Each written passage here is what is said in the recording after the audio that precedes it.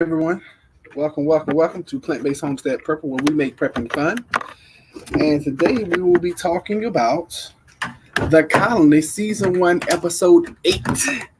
Season 1, Episode 8. And I'm very excited and happy to have you all here. Thank you so much for being here. So, this week's Colony has been crazy at best. I'm checking the email real quick, guys, because I'm hoping that something has not happened that I think could have happened. Anyway, I don't see the emails.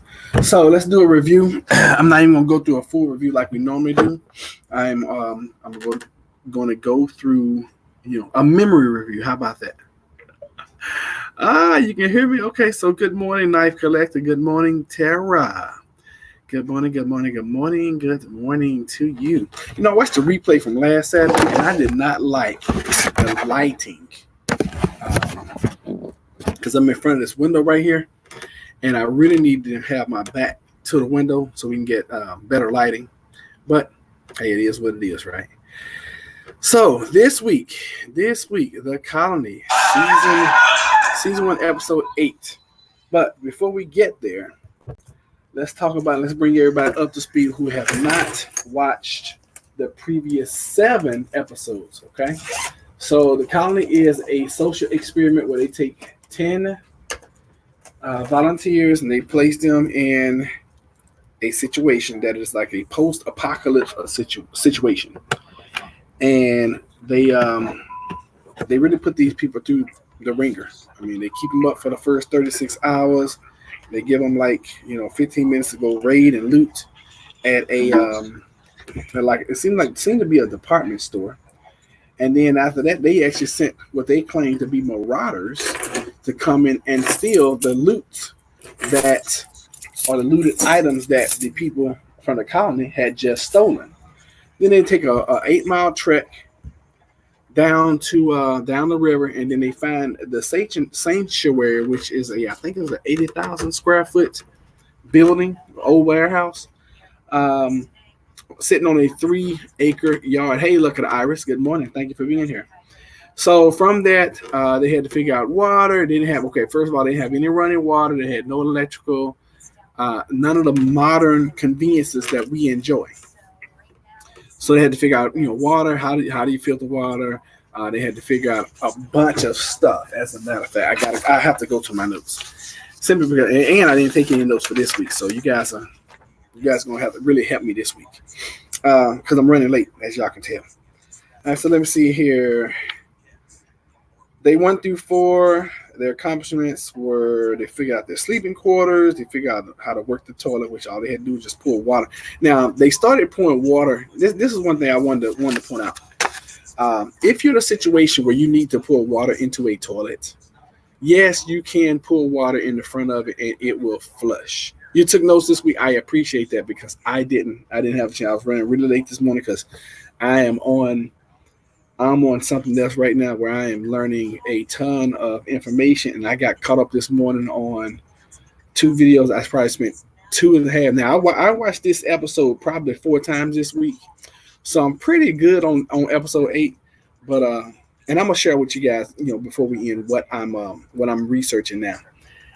So anyway, man, if you're in need of flushing a toilet, you have no running water and you can't fill your toilet up automatically and you need to flush it. Instead of pouring the water in the front, it takes so much more water to flush it in the front. Pour the water in the back of the toilet into the tank and then flush it regular. Especially, if the toilet is not clogged and it's working properly, do it that way. You're going to save so much water. It takes on an average of about 1.2 gallons to flush from the back. If you're pouring in the front, you're gonna use more than 1.2 gallons. Okay, I promise you, because it is what it is. So that's one thing I've been meaning to talk to you guys and tell you guys for like 7 weeks now, but it just I never even thought about it until now. All right, so episode 2, we talked about Mike's attitude. Episode 3, let's see, they did a shower build. Episode 4, they started talking about security because they had just gotten hit.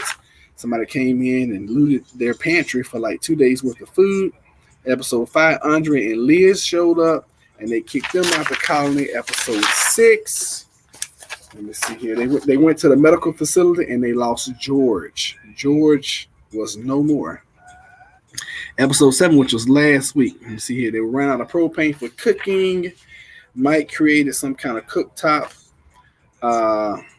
They went to the river and they discovered people down there shouting and screaming, spreading the word, and talking about God. And then episode 8 this week. Let me grab me some paper so I can write notes as we talk. So y'all bear with me. Write notes as we speak. So this week, let's see here. Episode 8. What did you guys? Let's start with this. What did you guys take from episode 8? What were your highlights? Because we're going to talk about the trike bill. Okay. We're going to talk about oh gosh, what do they call the airship? The gondola. We're just going to call it the hot air balloon. How about that? Okay. The hot air balloon. We're going to talk about Mike and Amy. Amy shows up this week. Amy finally showed up, y'all. And she was actually trying to do something. And let's see what else. Okay, let's talk about Joey. Joey went down. I can't spell Joey. There you go. Joey.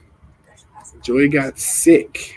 And out of all the guys, Joey is one of the most he was emotional. Oh yeah, let's talk about the we just call them the beggars. Yeah, they pull out some emotion on that one, especially when the little boy was like, he tapped on it, he's like, can we please have some water? I was like, oh, come in and you can have all the water. Matter of fact, your little behind can stay. That's what it was called, Amy. Let's see here, 5, 6. Let's see. We talked about the bed. Let's talk about the reunion between John C. and his wife. How about that? Let's talk about the reunion between John C. and his wife. Okay. I need to check my stuff real quick because something's not going on right. You guys hold on a second. I need to check on the other side just to make sure we're doing.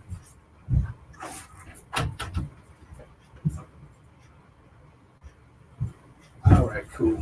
I thought they might have canceled this morning and I didn't know about it. You talking about somebody's about to be hot. Ooh-wee. All right, so from what I gathered, there was no other groups, just people standing for a group when needed. We're gonna talk about that too. We're gonna talk about that trip that they took to the mobile home park. How about that? And hopefully I can bring some things to the forefront that I saw that I've been trying to tell you guys this whole time. I also got super emotional over John C. and his wife getting reunited.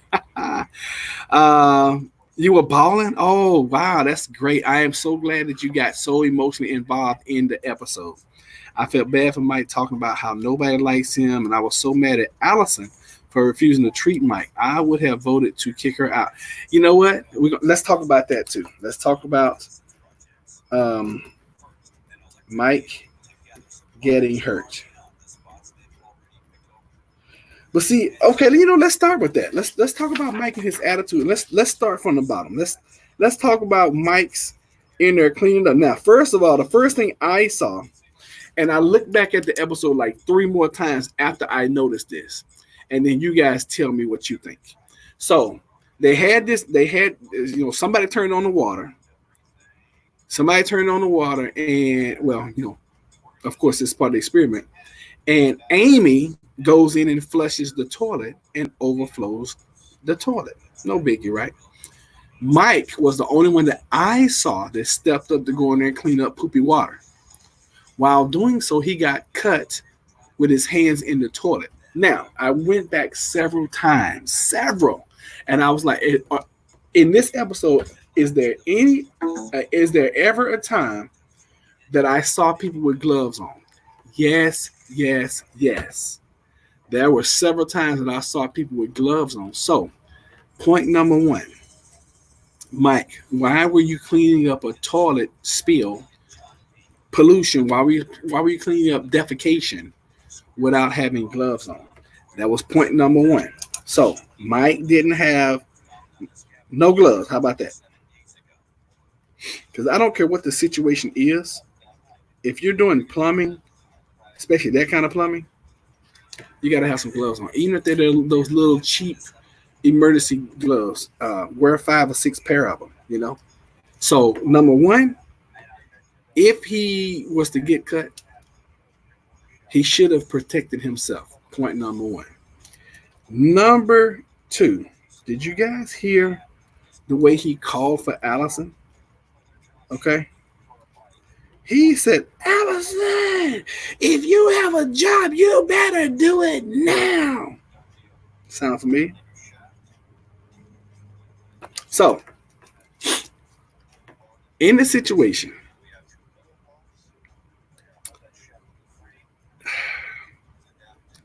I have to agree with Tara about in the emergency because she said, Allison said in the emergency room, nobody will ever come in screaming. People come in the emergency room screaming and hollering all the time.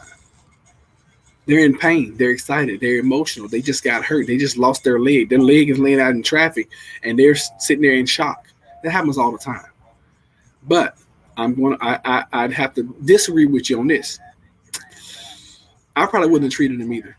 And this is just now. I did notice something else, and I want you guys to let me know if you agree with me or not. I noticed, and I thought, well, I didn't notice. I thought about this. If Dr. George had been there and Mike got cut, would it have been would Mike's attitude have been different? And I think it would have been because Dr. George was a male. I think Mike has a problem with the females in the colony. I don't even think it's any female. I think it's all females. Okay, I think he's a male chauvinist, and I think he is on this tip that he's better than the women or something. I don't know. Let me see. Maybe he didn't think since it was a spur of the moment emergency with sewage overflowing. Yeah, I mean that. Regardless of what you think or what you feel in that kind of emergency, in any kind of emergency, when you're dealing with poopy water, okay. And this is my rule, and I have to deal with this at my job all the time now. Number one, I don't do any plumbing after 1 p.m. That's just a rule. I don't do any plumbing after 1 p.m. Number two, anytime I'm dealing with plumbing, I have gloves on. Anytime. Even when I'm fixing clean plumbing, I have gloves on. When I am doing toilet plunges or snaking out, always gloves. And a lot of times when I'm doing like snake outs, I have on a mask. I'm talking about like, I have on something covering my face because I don't want to get in my eyes, and I definitely don't want to get in my mouth. All right, because you're talking about human feces. Let's see here. Night Collector says Mike is very street smart, but I would find it hard to be friends with him. I think, you know what? I don't know. See, I know people like Mike, and I'm friends with people like Mike. Unfortunately, Mike is one of those people that he needs his ego stroked all the time, and he needs followers with him. Now, I would be one to be like, hey, Mike, that's not gonna work. That's not gonna cut it. The way you're talking to the women around here, and the way you're doing things, you're making it difficult. Okay, I would try to talk to him, but the guy's set in his ways. He's almost 50 years old. He's set in his ways. I don't think he thinks he's better than the women necessarily, but that the women think they are better than him. He's got a huge ego and ego to disguise a really bad self-esteem. That's true. Now, that is very true, Tara. So let's talk about, let's take a vote real quick. Would you have treated Mike in that situation? Would you, okay, this is the vote. This is the first vote. You have treated Mike. I mean, really, it was just a small little cut. All he needed to do was clean it and bandage it. That was basic first aid. Really, it was basic first aid. And I've been cut on a toilet before. and it makes you feel terrible because you're like, oh my god, I can get all kind of from this. Um, Fortunately, I feel cleaned it and feel dressed it. Actually, used duct tape and a paper towel to stop the bleeding and continue working. But this was after me cleaning it. I cleaned it really, really, really, really well. So anyway, matter of fact, that's what's playing. I got it. I always have it playing in the background, and that's the scene we're on right now. Where actually we're on the scene where Mike and Amy gets into it. Actually, more Mike than Amy. So anyway, where are you guys voting? In the situation where Mike was cleaning up the poopy water, and he needed some medical treatment. Would you have treated him the way he was treating Allison, the way he was screaming and yelling? Would you have treated him? And while you guys are voting, I'm gonna step out real quick. I'm gonna wash my hands because I need to.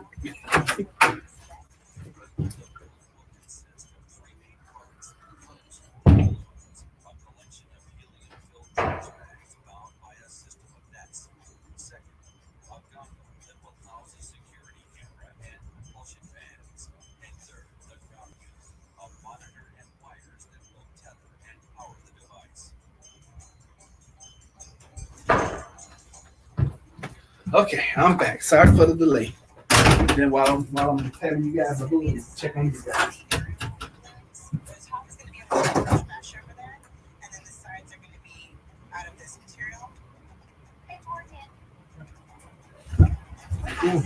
All right, so we are back. All right, so I let me tell you guys real quick. I got a new truck on yesterday. I was told Thursday I need to clean out my truck, and I was going to take over my old coworker's truck. Now, the truck was brand new when he got it. Has 30,000 miles on it, but he constantly sat in the company truck, and smoked. Guys, it was so much smoke in this truck. Now, the truck hadn't been driven since August. There was so much smoke in this truck yesterday when I got it, and so much nicotine. There's tar. Listen to this. There's nicotine tar all over the steering wheel, to the point when I was coming. And I'm on call, so that's why I drove it. There was so much tar on the steering wheel that when I put my hands on the steering wheel, my hands get black. That's how much this guy's smoking this truck, which is just nasty. And if any of you guys smoke, hey, that's your own personal business. I can't stand it. I grew up. My mom was a smoker. I could not stand it then, and I hate it even more now. Okay, but that's just my personal business. All right, so I don't think he's okay. I would have grudgingly treated him, yes, because Allison doesn't contribute much, and that's her one job. She's a nurse. So Tara says she would. All right, so we got one for Wood.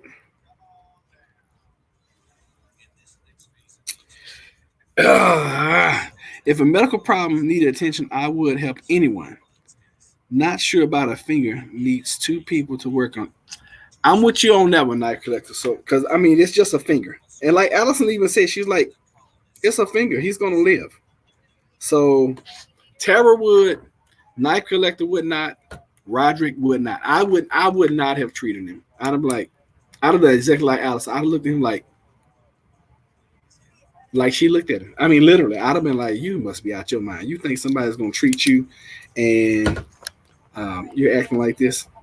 He acts a lot of time like a child. He really does. He acts like a spoiled baby. He's always talking about the bunnies this and the bunnies that. In my opinion, he's the bunny. My parents smoked, and Dad used to smoke in the bathroom when my clothes were hanging on the shower curtain rod to dry. Yep.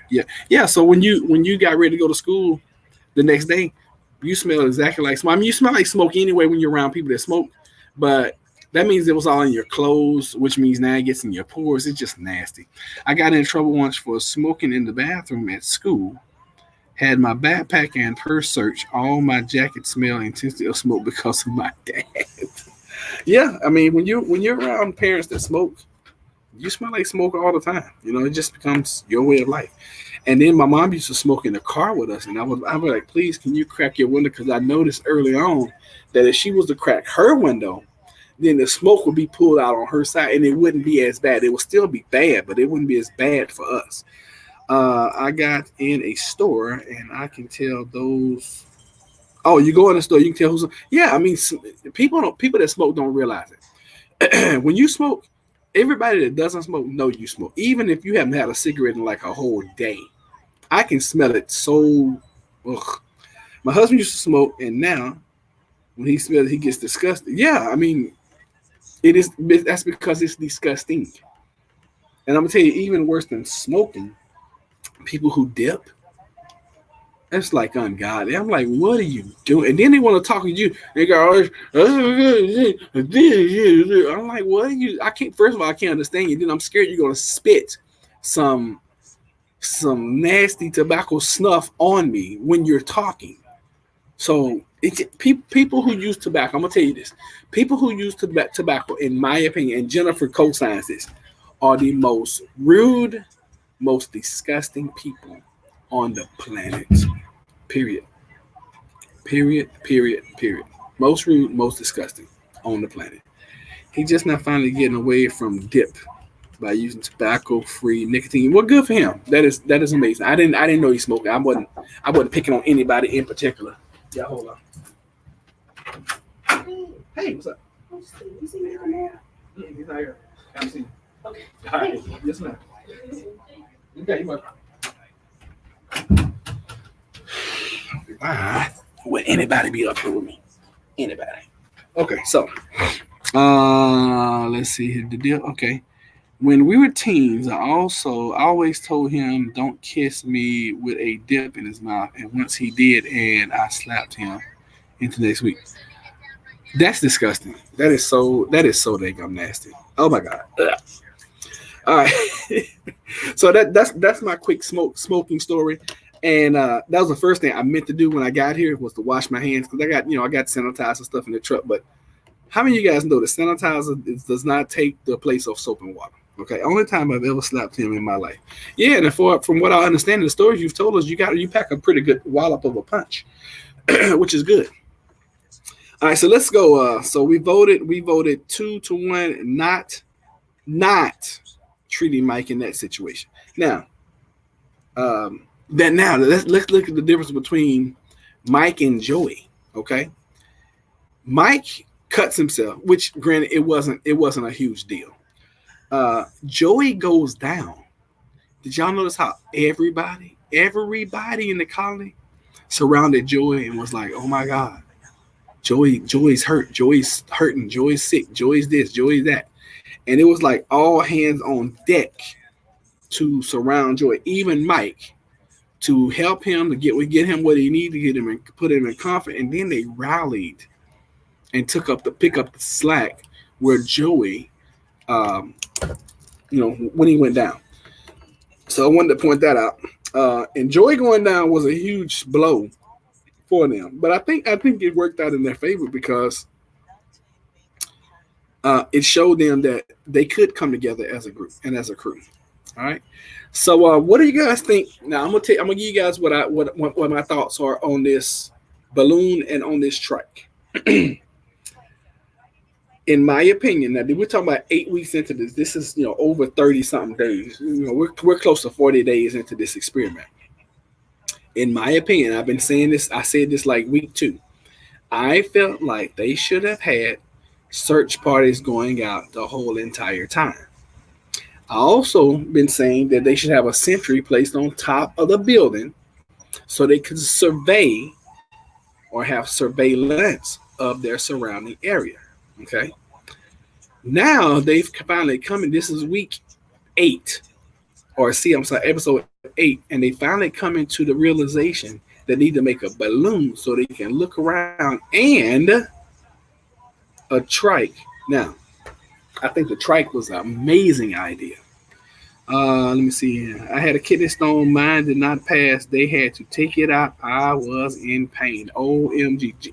I watched Jennifer pass a kidney stone probably 4 or 5, maybe 6 years ago. Not something I ever want to experience. Not something I ever want to experience. That poor baby. I felt sorry for her. And if I could have taken the pain for her, I would have. I have a very, very, very high tolerance of pain. A lot of time I'm in pain. People won't even know it, but I watched my wife go through that, and she went through 3 days of having a baby, and that's what it looked like. And I was like, oh my God, never, ever, ever, ever, ever. And that's why I drink water. That is the very reason why I drink water now. Father-in-law had a couple of kidney stones, and he said it was horrible. I can believe that. I truly can't believe that. And yes, to watch somebody go through it, it's no fun. To go through it, I can only imagine how not fun it is. Um, so that's okay. We're at the scene. We're at the scene now. I'm gonna play this. I'm gonna see if I can back it up to that point. All right. So here's the scene. Here's the scene where they've gotten flooded, and Mike's about to go in there and start cleaning up. And he's about to go crazy. Now, I just noticed something. They have everything they need in this colony. Okay, I just noticed that Morgan was walking around with galoshes. It was all the way up. Oh man. Okay, here's that scene. Oh crap! If it floods in here with raw sewage, we're screwed.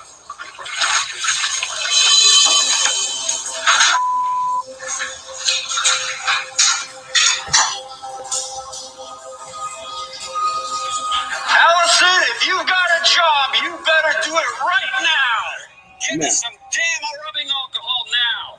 I'm a very good nurse. Okay, so and I know one with that right there, with that right there. Okay, so she says, I know one thing. In an emergency room, no one will ever speak to me that way. Not that no one will ever speak that way. No one will ever speak to me that way. Okay, so. Oh yeah, I'm looking at it. It is such a little cut. I mean, dangerous and could be potential deadly in this situation. But and she's proud too. She's like, no one talks to me that way. He's going off, and rightfully so. I mean, but Mike brings so much on to himself. Let me see if father-in-law had kids. Okay, I'm glad they took down the SOS sign. Well, we all had agreed a couple of weeks back when they did that was not the best idea. It'd be different if you was a refugee camp and you did that. But yeah, I don't think it was a great idea from the get go. So number 9, the SOS sign. Yeah, I thought they could have used those resources for something else, other than making a huge sign like that. It was amazing to me they even had that much paint in the warehouse. That's what I'm saying. I the more I watch this, the more I see that it is set up where they have pretty much everything they need in this warehouse to make it. I mean, it's just common knowledge, common sense. So let's see here. Let's talk about this strike bill. Let's talk about. Let's take another poll. Do you guys think yes, the strike bill was a good idea? Or vote no that the trike bill, which is the little battery-powered, solar-powered motorcycle-ish type 3-wheel vehicle, do you think that yes was a good idea or no? And vote, cast your vote now. Also, let's vote. Do you think that the hot air balloon idea was a good idea or not a good idea? Vote now. So vote on 2 different things right now, please. Cast your votes now. And while you guys do that, I'm going to pull up YouTube so I can go in and like what we're doing too, because I hadn't pulled it up yet. Like I said, I came in hot this morning. I was so late.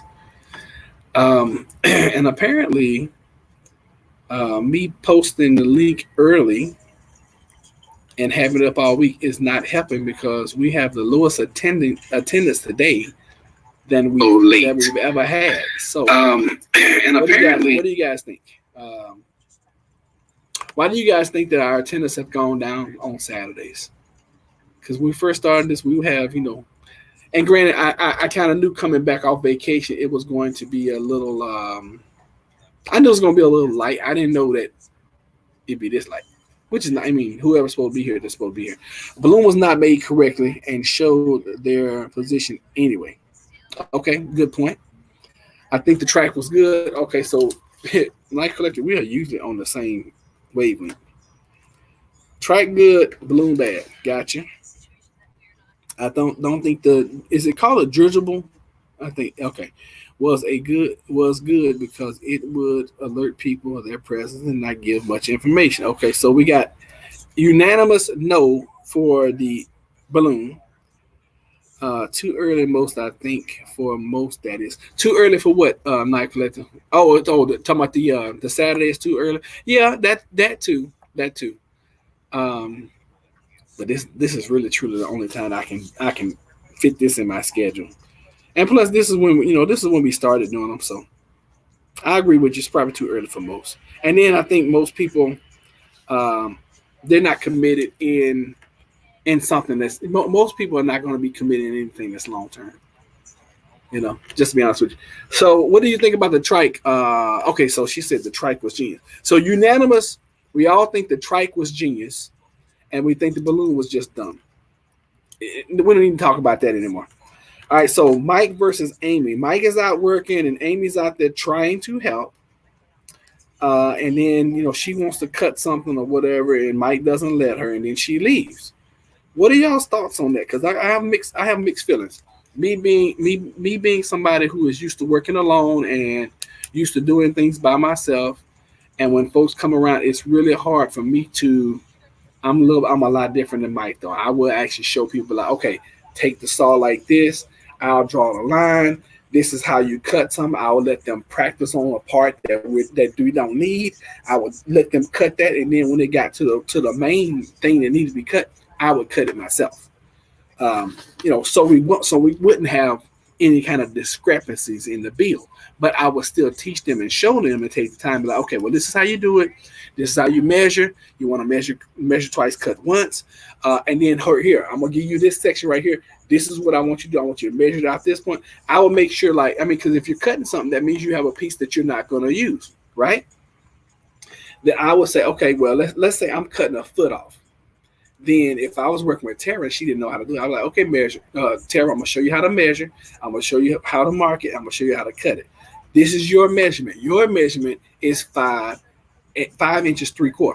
Okay, or 5 3/4 of an inch. And I want you to measure, I want you to mark it, and then I want you to cut that. And I'm gonna watch you the whole time. And if you start to do something incorrectly, then I'm gonna be like, "Hold, stop. Let me show you how to do this a better way. Okay, you're doing it a good way, but let me show you a better way." Because you always want to be positive with people. All right, so early morning on Saturday is great for me personally, since my husband's almost always at work. I was disappointed at both of them. Mike was right that he should have been the one cutting, and she overreacted, but then he overreacted to her reaction too. With limited parts available, I think it was smart to have someone experienced do it. That was hard. If someone wants me to help, then doesn't let me, I will find something else to do. I agree. I was very happy to see her finally trying to contribute though. Me too. So what do you guys think about what I said? Because if you're cutting something, like in this situation, if you're cutting something, that means you're going to have some left over. You're going to have a piece that doesn't really matter. So when I'm training and I have somebody that doesn't know anything about anything, I will show them everything. I will show them on my cut. Like, okay, look, this is how you do it. Measure, cut here. This is how I line it. This is how I draw it. This is how I'm going to make a straight cut. Your measurement is this. Blah, blah, blah, such. You cut that. Bam, go. So that's the way I would have done it. So we talked about Amy and Mike. We talked about Joey getting sick. Now let's talk about these beggars coming, okay? Because last week we had they classified them as nomads. We had 2 guys that come through begging for some water. They gave them some water. I think they gave them a can of Vienna sausages or something. They sent them on their way. This week we have some folks that came in a group. I think it was a black guy, a handicapped guy, at least 1 or 2 women, maybe 3, and 2 or 3 kids. Okay. Mike doesn't say please much. I think Mike should have said no offense, but since we have limited parts, I'd rather do the cutting myself. But I really, really, really need X done. Would you do that for me, please? That's a great way of communication right there. Awesome, awesome way of communication. Yeah, and I mean he doesn't really have he doesn't have people skills. I mean that's really what it boils down to. He doesn't have people skills. And in any situation, whether it's now, after disaster, at your job, in business, whatever, people skills are so important because everybody has this flashing sign on their chest that says what's in it for me. Everybody wants to feel special. Um, and because I know that, that's why I really try to treat you guys in a way that come into this group, into this channel every week. I try to treat you guys as special as I possibly can because I know without you, the channel goes nowhere. Okay, and that's with anything that you're trying to do. Um, with the exception of even in preps, I was about to say with the exception of preps, but even with preps, it's always nice to be nice. I learned that at an early age. It's just nice to be nice. All right, so let's talk about these beggars that came in. And I already know what everybody's going to say, but I'm going to break this poll down into two parts. Number one, you have one, two, three, four. You have about 3 to 4 men. You have about 3 to 4 women. You have like 3 to 4 children. Do we help them? And then are we setting a precedence at the camp or at the colony that we're going to help any and everybody that comes by? Now, this is my opinion, and well, I'm gonna let you guys answer first. Then I'm gonna tell y'all because I never want my opinion to sway y'all's votes. So, do we help this group of people that came through? I think they made the right decision about not giving up any food, but I would have broken down too if I had to make the decision, especially with kids involved. Let me think. Did they give any food? I can't believe they turned those kids away without any food. And see, the editing on that part was a little strange for me because the way they edited it, I couldn't tell if we found out that John C's wife was in the group in the beginning or later on after they had begged for a while. See, the editing was a little funky for me on that one. And I watched it several times. I went back and I rewound and I was like, I can't get the gist of where we find out that John C's wife is in this group. Okay. So they gave them folks 2 gallons of water and no food. But you know what? I know for a fact that you can make it so long without food that water is so important. But 2 gallons for 6, 8 people, it's not a lot of water. Okay. Um, and in my opinion, because they have unlimited water resources and they have unlimited ways of purifying water, um, they could have done more. They could have done more last week for the little nomads that came in. I understand why they don't. Do I understand why they don't? I half understand why they don't. Y'all hold on, I gotta check something.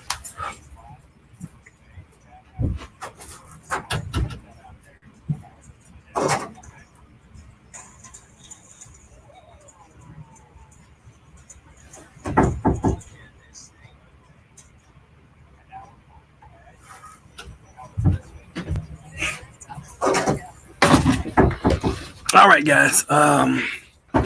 Looks like I have a concert today too. Looks like some people are bringing their equipment in already. Would have told them there's a river right.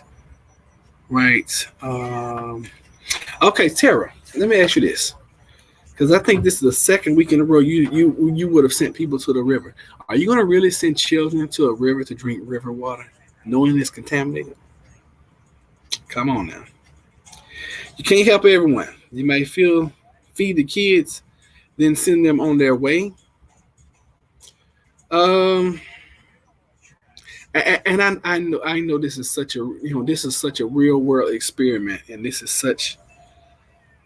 would be such torture. So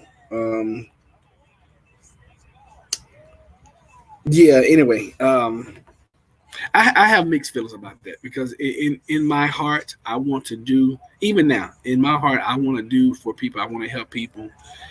I hate to see people out, but you know what? People have to want to help themselves too. Okay. So, Nike Flex says you can't help it or help or feed anyone. So you guys not answer the poll question. In this situation, do you help, and how much help do you give? Okay, you got a group of almost 10 people. How much help are you going to do? Y'all agree with the 2 gallons of water? Would y'all give him more water? Would y'all have given some food? All right, vote now.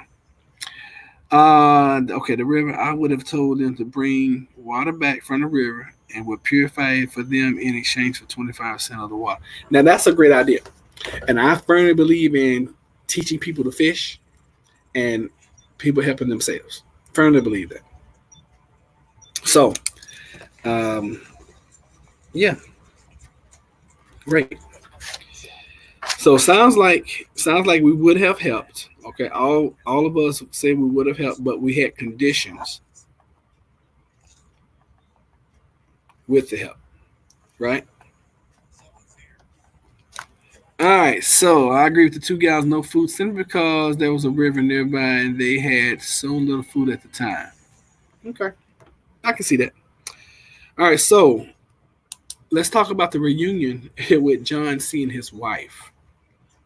John C. And it seems like it was a total shock that he even found out that she was there. Okay, seems like it was a total shock because of his reaction. Seems like it. So, do you guys have anything y'all want to say about the reunion other than it was a tearjerker? She was only there like 15, 20 minutes, and then they had all hell to break loose because the water just started going everywhere in their sleeping quarters, which brings it back to what I've been saying this whole time. They've been sleeping in the wrong place. Been sleeping in the wrong place, in my opinion. Night collector, you are usually our tactical security expert. In that warehouse, where would you have everybody sleeping? And would you have everybody sleeping together? Because I couldn't see everybody sleeping together. I just can't see that. I would have people strategically placed all over the warehouse sleeping. At least in pairs, maybe 3, but I would have people in different pods sleeping different places. That's the way I see it. What say you, Night Collector and Tara? What you guys say? What do you guys think? I like the fact that Mike was saying John C's wife seems sweet and not like the other females, but he doesn't know her. He met her half a day. I mean, 20 minutes later, he's like, oh, yeah. No, in various places. Yeah, I agree. Because if something happens, you lose all your group at the same time. For example, the water situation. You got everybody sleeping in there, boom, it floods. Now you destroyed everybody's sleeping quarters. Everybody's. Whereas you had 2 people sleeping there, two people sleeping somewhere else, 2 people sleeping somewhere else, then, only those 2 are affected. So, but we've been saying that the whole time. All right, so let's talk about this mobile home trip. And I thought I had this idea this week. I thought it was amazing, or I thought it would have been amazing. And instead, if they had 10 volunteers, if they had maybe 200 volunteers, and they had them in pods of 10 everywhere just to see how everybody was doing. I had the idea, knowing various places based on security. Okay, so we're on the same sheet of music there. Maybe 2 groups, but no more than IMO. What's IMO? Strength in numbers. 2 people would be overtaken and sleep really quickly by a small group. You're inside though, Tara. And in this situation, if anybody sneaks in and gets in at nighttime, they're all screwed anyway. Okay. We're at the scene where these people totally destroyed their trike, rightfully so. In my opinion, okay. I myself would have a hidden spot to sleep with more than one way to exit. Me too, Night Collector. Me too. I don't know. I might have would have had a buddy with me, maybe a partner. But yeah, I would definitely. Anywhere I go, everywhere I am, I always have me an escape route. Always, even especially when Jennifer and I go out to dinner, I strategically place us. I'm like, oh, how's this seat? No, ma'am. Can we sit over there? Oh, yeah, sure, okay. With the larger group, 7 groups would be good. I agree. All right, so they took this trike and they went around and they found this mobile home park. Personally, I would be sleeping in the upstairs room to have a higher ground advantage, but I would have built a second exit. Okay, that's cool too. All right, so they go and they get to this mobile home. I thought this was so stupid. They get to this mobile home and they go off into these people's home where somebody is obviously living. Why? Because candles are still burning. Okay, they walk in and somebody's living here, and it is obvious because candles are still burning. And they still go in and they start looting these people's stuff. And then these folks show up out the blue. Let me see how many of them is it. I mean, it's a gang of them, and it's only 2 of them. It's Mike and it's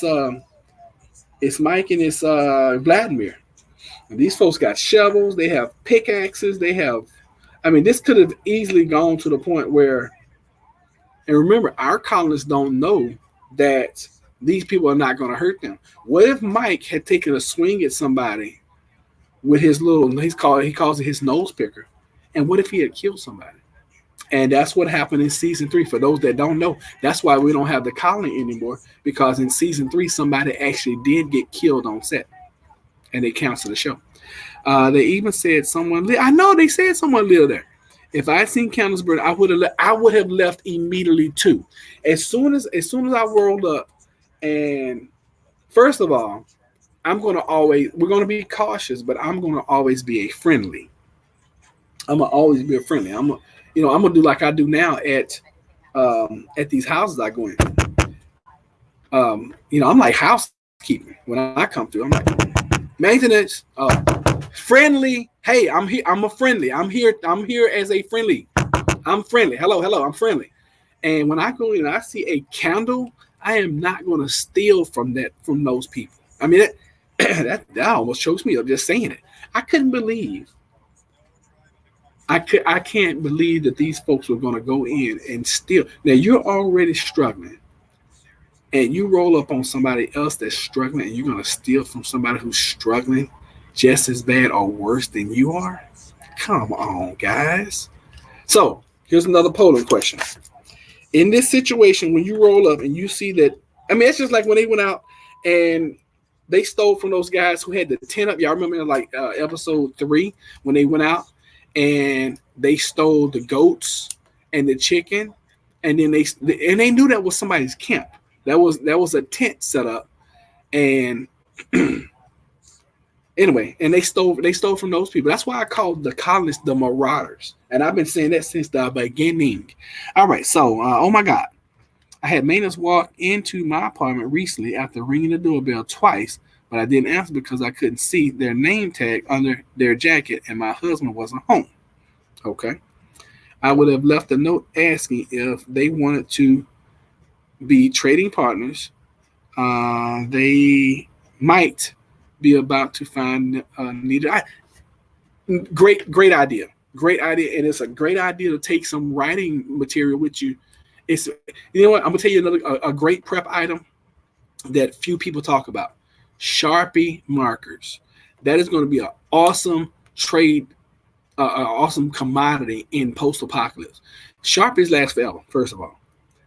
And if they had a Sharpie on them, they could have just written on the door, "Hey, we came by. We didn't take anything. Would you like to trade? If so, meet us at this rendezvous point at high noon tomorrow." Bam, done deal. And now you potentially have made friends instead of what they did, which is make foes, right?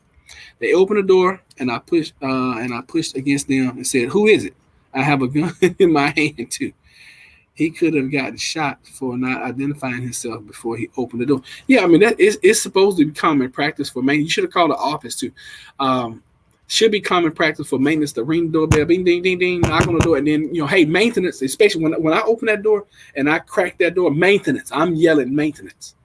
Now, I know all of my properties. I know their tendencies. I know when people are home and when people are not home. It's very rare that I get shocked or surprised. It's very rare that I get surprised when I enter somebody's home. And they're never surprised when I'm entering into theirs. All right, so everybody agrees that we would not have taken anything from these people living at this mobile home park. Night Collector had the best idea: leave a note and let's become traders. Love that. Or let's become some kind of community that works together. You know, true. It would have been easy to trust someone who was inside your home and then take anything. Hey, I agree. My husband did call the office to complain about the man entering without identifying himself and his wife and kids home alone. Yeah, I mean that would have upset me.